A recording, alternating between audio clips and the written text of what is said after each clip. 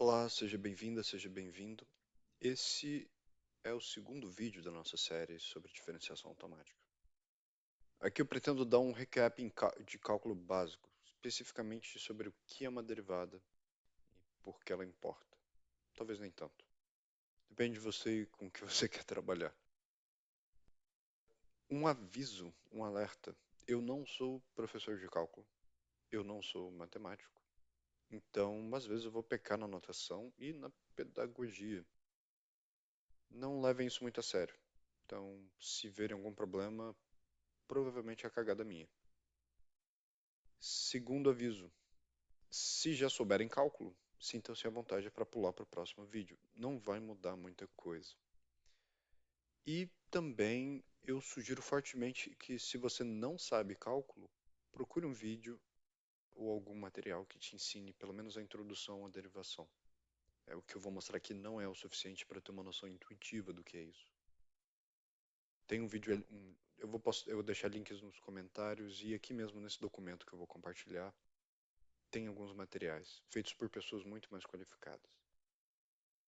O que você está vendo agora na sua tela é um documento editável, uma espécie de Jupyter Notebook, mas para o Emacs, é do Org Mode. Ele permite escrever texto, LaTeX e qualquer linguagem de código suportada ao mesmo tempo. Nesse começo é o que eu pretendo usar, porque nós vamos ter que plotar algumas coisas. Eu pretendo plotar algumas coisas com vocês. Ele não é tão feio assim originalmente, porque tem como exportar para outras linguagens. HTML, LaTeX, depois processar. Mas, estou divagando demais. Vamos. Isso aqui é o material do primeiro vídeo. Vamos para derivação. O que é uma derivada? Bem, uma derivada é basicamente uma taxa de mudança. Se eu tenho uma função f de x, também chamada de y, que vai estar lá nos reais, eu dou um número para ela me dar um número. A derivada dessa função em função de x é quanto essa função y ou f de x aumenta ou diminui se eu aumentar ou diminuir x. Ela me indica para onde o negócio está indo. Um exemplo claro disso é a velocidade. A velocidade é uma derivada da posição de alguma coisa. Então, se a velocidade é negativa, essa coisa está indo para trás. Se é positiva, ela está indo para frente. Se ela é muito positiva, ela está indo muito rápido para frente. E da mesma maneira, a aceleração é a derivada da derivada. Ela é quanto a mudança muda. E essa aqui é a notação que nós vamos usar. Quer dizer, que as pessoas usam. Nós vamos usar várias durante esses vídeos. Porque tem várias. Essa foi a parte intuitiva. A derivada tem uma definição formal, que é basicamente se desenho f de x dividido por dt, esses d's querem dizer infinitesimal, forem a derivada, esse negócio tem que ser igual a um limite. Nós não vamos ver o que é o limite, por isso é importante você ter uma introdução ao cálculo, de uma coisinha chamada h ou epsilon. Algumas pessoas usam epsilon, mas que eu usei h, que é uma espécie de pequeno passo que nós vamos dar. É o limite conforme esse passinho vai ficando igual a zero, vai tendendo a zero. E é o limite do quê? Da divisão de f em x mais aquele passinho, então um passinho um pouco na frente do que eu quero, menos do ponto onde eu estou, dividido por h. Se h for igual a zero, isso vai dar uma divisão por zero, não faz sentido. Mas por causa da mágica do limite, esse negócio nunca vai se resolve. Tem que estudar limites para descobrir se você ficou curioso. Graficamente, é como se essa derivada, que também é uma função, fosse uma aproximação linear da função naquele ponto. E se eu calculo para todos os pontos, é uma aproximação linear da função para o ponto que eu escolher. Ou uma reta tangente àquele pontinho.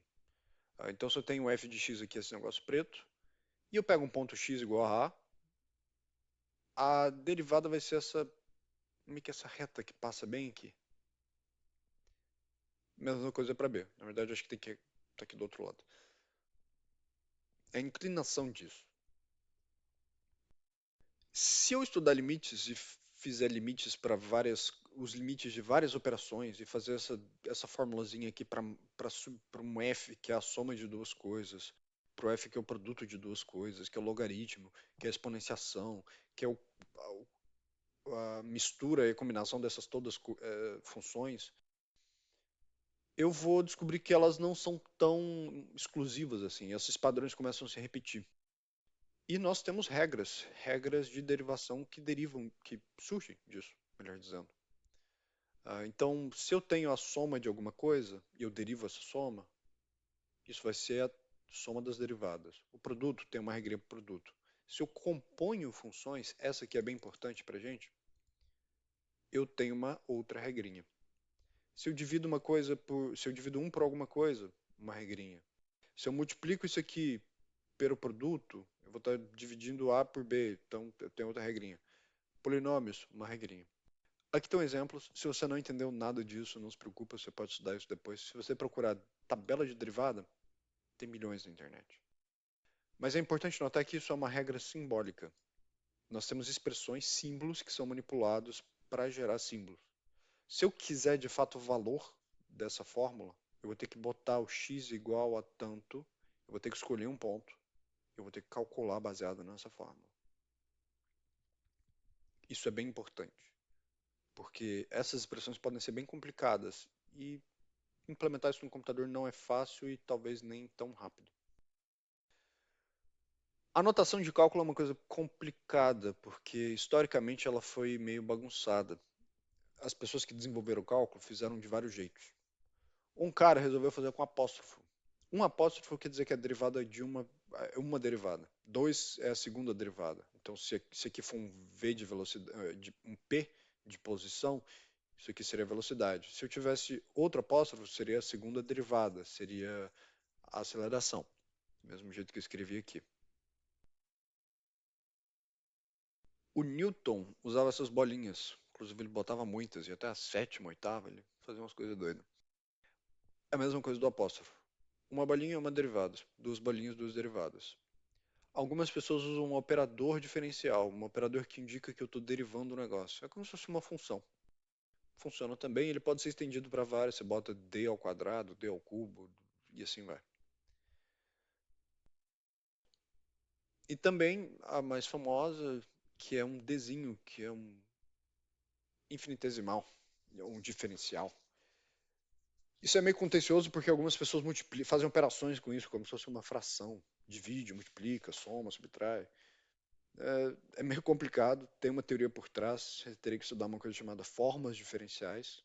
Eu não sou nem qualificado para falar disso. Então, quando você vê alguém dividindo, multiplicando, fazendo umas coisas meio doidas, só aceita, não fala nada, vê o que sai disso.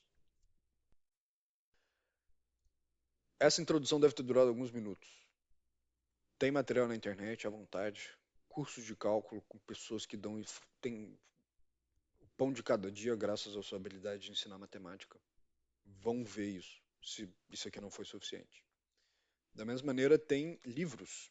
Eu já usei esse do Guidorizi, muitos, volume 1, 2, 3, acho que tem até o 3. Está até maltratado aqui na prateleira. É um bom livro, eu recomendo.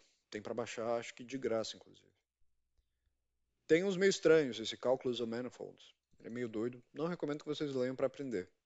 Quem já souber, talvez aprenda algo novo.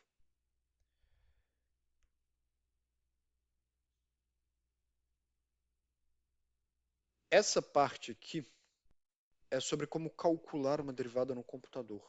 É o que nós vamos fazer no próximo vídeo, vamos ver o código.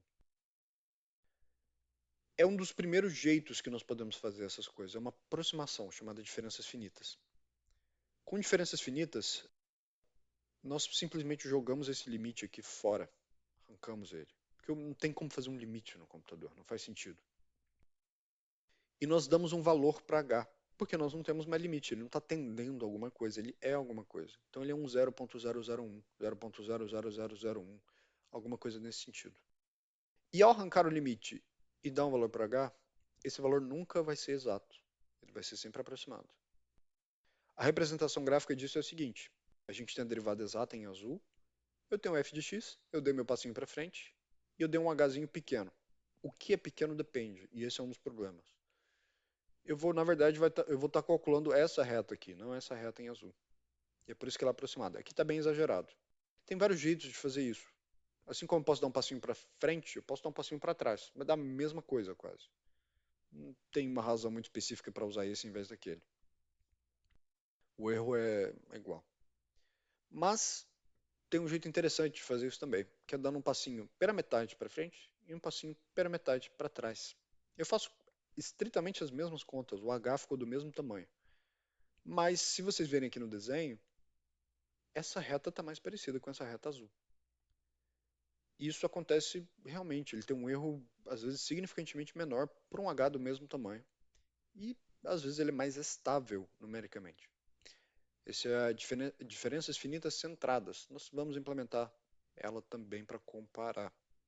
Isso acontece por causa de uma coisa chamada teorema do valor médio, se eu não estou enganado. Com a secante, umas coisas engraçadas. No próximo vídeo, como esse aqui já ficou um pouco longo, nós vamos entrar no código. Até lá.